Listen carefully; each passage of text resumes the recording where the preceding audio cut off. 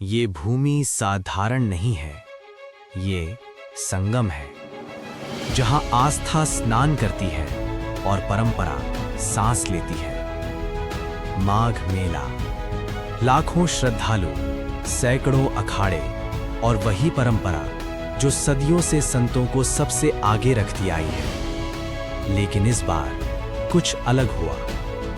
18 जनवरी, मौनी अमावस्या का दिन, सबसे पवित्र तिथि। शंकराचार्य स्वामी अविमुक्तेश्वरानंद जी पालकी में संगम स्नान के लिए बढ़ते हैं। ये कोई साधारण यात्रा नहीं थी, ये परंपरा का चलना था। और तभी रास्ता रोक दिया गया।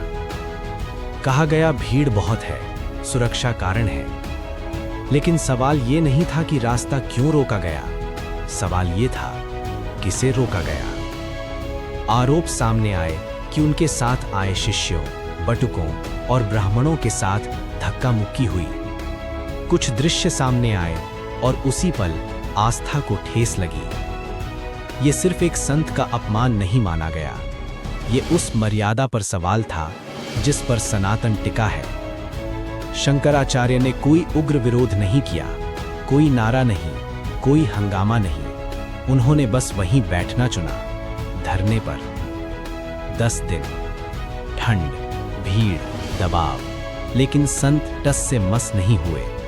मांग बस इतनी थी, सम्मान, मर्यादा और औपचारिक स्वीकार की गलती हुई। लेकिन जवाब में नोटिस आए, नियम बताए गए, यहां तक कि शंकराचार्य शब्द पर भी प्रश्न खड़े किए गए।